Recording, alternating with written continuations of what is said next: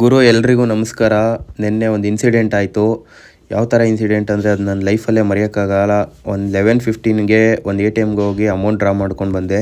11:25ಗೆ ಅಲ್ಲೇ ಒಂದು ಮರ ಮುರ್ಕೊಂಡು ಬಿತ್ತು. ಎಷ್ಟೊಂದು ವೆಹಿಕಲ್ಸಿಗೆ ಡ್ಯಾಮೇಜ್ ಆಗಿದೆ. ಒಂದು ಕಾರು ಮತ್ತು ಒಂದು ಆಟೋ, 4-5 ಗಾಡಿಗಳು ಡ್ಯಾಮೇಜ್ ಆಗಿದೆ.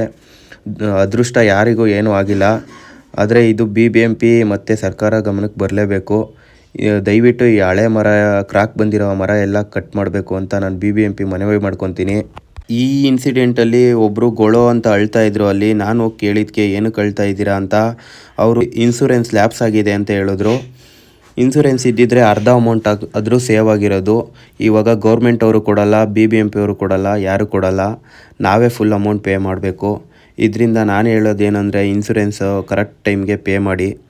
ನಿಮ್ಮ ಫ್ರೆಂಡ್ ಸರ್ಕಲಲ್ಲೂ ಇನ್ಸೂರೆನ್ಸ್ ಪೇ ಮಾಡ್ದಂಗೆ ಇರ್ತಾರೆ, ಅಂಥವ್ರಿಗೆ ಈ ವಿಡಿಯೋನ ಶೇರ್ ಮಾಡಿ.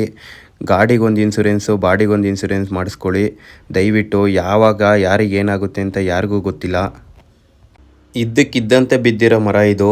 ಒಂದು ಗಾಳಿ ಇಲ್ಲ, ಒಂದು ಮಳೆ ಇಲ್ಲ, ಏನೇನೂ ಇಲ್ಲ, ಇದ್ದಕ್ಕಿದ್ದಂತೆ ಬಿದ್ದಿರೋದು. ಯಪ್ಪ, ಇವಂದು ಗುರು ಅದೃಷ್ಟ ಅಂದರೆ ಒಂದಲ್ಲ ಎರಡಲ್ಲ 3 ಲಕ್ಷದ ಗಾಡಿ, ಒಂದು ಚೂರು ಸ್ಕ್ರ್ಯಾಚ್ ಆಗಿಲ್ಲ. ಇವಂದು ನಿಜವಾದ ಪುಣ್ಯ ಮಾಡೋನು ಇವನು. ಅದಕ್ಕೆ ಎಲ್ಲ ಗಾಡಿಗೊಂದು ಇನ್ಸೂರೆನ್ಸು, ಬಾಡಿಗೊಂದು ಇನ್ಸೂರೆನ್ಸ್ ಮಾಡಿಸ್ಕೊಳ್ಳಿ. ಮರೆಯೋಕ್ಕೆ ಹೋಗಬೇಡಿ. ಖುಷಿಯಾಗಿರಿ ಅಷ್ಟೇ. ಯಾವಾಗ ಏನಾಗುತ್ತೆ ಅಂತ ಗೊತ್ತಿಲ್ಲ.